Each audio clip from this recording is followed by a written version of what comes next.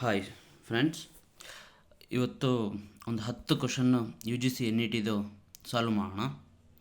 So U G C N E T previous year important ಕ್ವಶನ್ಸ್ನ solve ಮಾಡ್ಕೊಳ್ತಾ ಹೋಗೋಣ.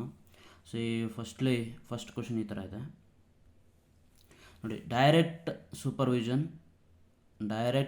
Supervision over depositories and mutual funds is undertaken by ಅಂತ ಇದೆ. So usually depositors ಅಂತ ಹೇಳಿದ್ರೆ, so ನಾವೇನು ಸ್ಟಾಕ್ಸ್ ಇಡ್ತಾ ಹೋಗ್ತೀವಿ, ಸ್ಟಾಕ್ಸ್ನ ತೊಗೊಂಡಾಗ ಅದು ಸಿ ಡಿ ಎಸ್ ಎಲ್ ಇರುತ್ತೆ, ಸೆಂಟ್ರಲ್ ಡೆಪಾಸಿಟರಿ ಅಲ್ಲಿ ಇರುತ್ತೆ. ಹಾಗಾಗಿ ಇದನ್ನೆಲ್ಲ ಮ್ಯೂಚುವಲ್ ಫಂಡ್ಸ್ ಇದನ್ನೆಲ್ಲ ಮಾನಿಟರ್ದು ಆ್ಯಸ್ ಯೂಶ್ವಲ್ ನಿಮಗೆಲ್ಲರೂ ಗೊತ್ತಿರುವಂಗೆ ಸೆಬಿ ಇರುತ್ತೆ. ಆರ್ ಬಿ ಐ ಗೊತ್ತಲ್ಲ ನಿಮಗೆ, ಬ್ಯಾಂಕ್ದು. SEBI stock exchange board of India. N B F Cs ಅಂದರೆ non banking financial corporations. R B I reserve bank of India. So all of the above ಅಲ್ಲ, it's a S B I. Next question ನೋಡೋಣ.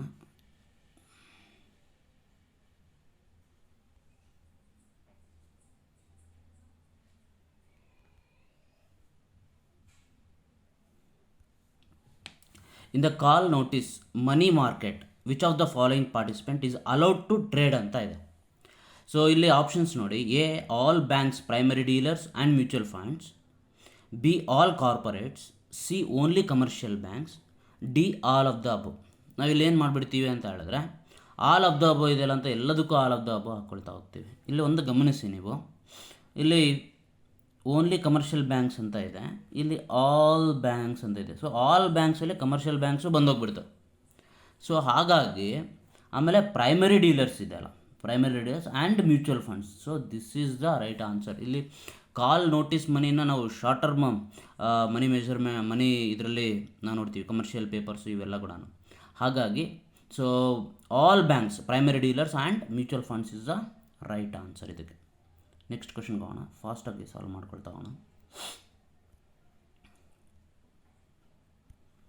ಇಲ್ಲಿ ನೋಡಿ, match the items list 1 with the items of list 2 and select correct answer. List 1ನಲ್ಲಿ private ownership and free enterprise, government ownership and central authority, the market for sale and purchase of previously issued securities, the market for new long term capital. So ಹಿಂಗೆ ಇದನ್ನು ಮಾಡ್ಕೊಳ್ತಾ ಹೋಗೋಣ. ಒಂದು private ownership and free enterprise ಅಂತ ಹೇಳಿದ್ರೆ, so ಅದು capitalism ಒಂದು capitalism. Government ownership and central authority ನೋಡಿ, government ownership and central authority ನಿಮಗೆ ಗೊತ್ತಾಗಿಲ್ಲ ಅಂತ ಹೇಳಿದ್ರೆ, ನೆಕ್ಸ್ಟ್ ನೋಡಿ, ನೆಕ್ಸ್ಟ್ ಏನು ಬರುತ್ತೆ ಅಂತ ಹೇಳಿದ್ರೆ, the market for sale and purchase of previously issued securities. So primary ಮಾರ್ಕೆಟಲ್ಲಿ ಓನ್ಲಿ ನಾವು ಬೈಯಿಂಗ್ ಮಾಡ್ತೀವಿ, ಸೆಕೆಂಡರಿ ಮಾರ್ಕೆಟಲ್ಲಿ ಬೈಯಿಂಗ್ ಆ್ಯಂಡ್ ಸೆಲ್ಲಿಂಗ್ ಮಾಡ್ತೀವಿ. ಸೊ ತ್ರೀಗೆ ಎ ಆಯಿತು, ಓಕೆನಾ. The market for new long term capital ಅಂತ ಹೇಳಿದ್ರೆ ಅದು ಪ್ರೈವೇಟ್ ಇದೆ ಆಯಿತು. ಹಾಗಾದರೆ government ownership and central authority ಯಾವುದದು? ಸೋಷಿಯಲಿಸಮ್. ಸೊ 1ಗೆ ಬಿ, 1 ಎಲ್ಲಿದೆ ನೋಡಿ, 1B ಎರಡು ಕಡೆ ಇದೆ, ಎಗೆ ಇದೆ ಮತ್ತು ಸಿಗೆ ಇದೆ. ಹಾಗೆ 2ಗೆ ಎಷ್ಟಿದೆ ನೋಡಿ, 2ಗೆ ಡಿ, 2D ಇರೋದು ಎ ಅಲ್ಲಿ. So A is the right answer. 3A ಇದೆ, ಹಾಗೆ 4ಗೆ ಸಿ ಇದೆ. ನೆಕ್ಸ್ಟ್ ಕ್ವಶನ್ ಹೋಗೋಣ, ಜಲ್ದಿ ಫಾಲೋ ಮಾಡೋಣ. The apex consumer court in India is referred to as ಅಂತ ಇದೆ. ಅಪೆಕ್ಸ್ ಕನ್ಸ್ಯೂಮರ್ ಕೋರ್ಟ್, ಸೊ ನಮಗೆಲ್ಲ ಗೊತ್ತಿರೋದಲ್ಲ, ಒಂದು ಡಿಸ್ಟಿಕ್ ಇರುತ್ತೆ, ಇನ್ನೊಂದು ಹಾಗೆ ಲೋಕಲ್ ಇರುತ್ತೆ, ಡಿಸ್ಟಿಕ್ ಇರುತ್ತೆ, ಹಾಗೆ ಸೆಂಟ್ರಲ್ ಇರುತ್ತೆ. ಇಲ್ಲಿ national consumer disputes redressal commission is the apex consumer court in India. Next, who is chairman of 13th finance commission ಅಂತ? ಅದಕ್ಕೆ doctor Vijay C Kelkar. Next question,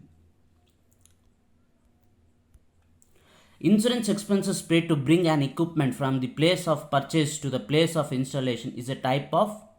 ನೋಡಿ, insurance expenses paid to bring an equipment ಒಂದು ಕಡೆಯಿಂದ ಇನ್ನೊಂದು ಕಡೆ ತರಬೇಕಾದ್ರೆ purchase ಮಾಡಿದಾಗ ಅದು ಇನ್ಸ್ಟಾಲೇಷನ್ವರೆಗೂ ಕೂಡ ಅಲ್ಲಿ ಇನ್ಶೂರೆನ್ಸ್ಗೆ ನಾವು ಪೇಮೆಂಟ್ ಮಾಡೋದು, ಅದೇನದು capital expenditure.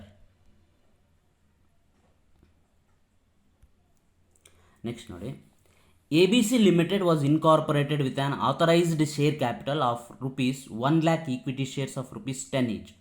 The board of directors of the company decided to allot 10,000 shares credited as fully paid to the promoters of the company for their services. Which account should be debited in the books of ABC account? ಇದಕ್ಕೆ simple, ನಾವು ಯಾವ ಅಕೌಂಟಿಗೆ ನಾವು debit ಮಾಡ್ತೀವಿ ಅಂತೇಳಿ. ಇಲ್ಲಿ 1,00,000 equity shares of rupees 10 each ಅಂತ ಮಾಡಿದರೆ, the board of directors of the company decided to allot only ಎಷ್ಟೋ 10,000 shares fully paid to the ಪ್ರೊಮೋಟರ್ಸ್ಗೆ. ಹಾಗಾದರೆ ಇನ್ನೊಂದು ಅಕೌಂಟ್ ಯಾವುದಕ್ಕೆ ನಾವು ಡೆಬಿಟ್ ಮಾಡ್ತೀವಿ? ಅದು ಗುಡ್ ವಿಲ್ ಅಕೌಂಟ್ಗೆ ನಾವು ಡೆಬಿಟ್ ಮಾಡ್ತೀವಿ. ನೆಕ್ಸ್ಟ್, ಇನ್ ಎ ರೀಕನ್ಸ್ಟ್ರಕ್ಷನ್ ಸ್ಕೀಮಲ್ಲಿ the reduction of capital may take the form of ಅಂತ ಇದೆ. ರೀಕನ್ಸ್ಟ್ರಕ್ಷನ್ ಸ್ಕೀಮಲ್ಲಿ the reduction of capital may take place. ಕ್ಯಾಪಿಟಲ್ನ ನಾವು ಕಡಿಮೆ ಮಾಡ್ತಾ ಹೋಗ್ತೀವಿ. Reducing the liability of the share holders in respect of any unpaid amount on the shares held by them. Yes. Paying off any paid up share capital which is in expense of its requirements. Yes. Cancelling any paid up shares, cancelling any paid up share capital which is lost or unpresented by available asset. Yes. So ಇದಕ್ಕೆ answer ಏನು? All of the above. Next question ನೋಡೋಣ. Master budget is a usually master budget ಏನದು? Master budget is a summary budget. Next. So thank you. ಇವತ್ತು ಈ 10 ಕ್ವಶನ್ಸನ್ನ solve ಮಾಡಿದ್ದೀವಿ. Any doubts queries ಇತ್ತು ಅಂದರೆ ನೀವು ಕಾಮೆಂಟ್ ಬಾಕ್ಸಲ್ಲಿ ಹಾಕಿ.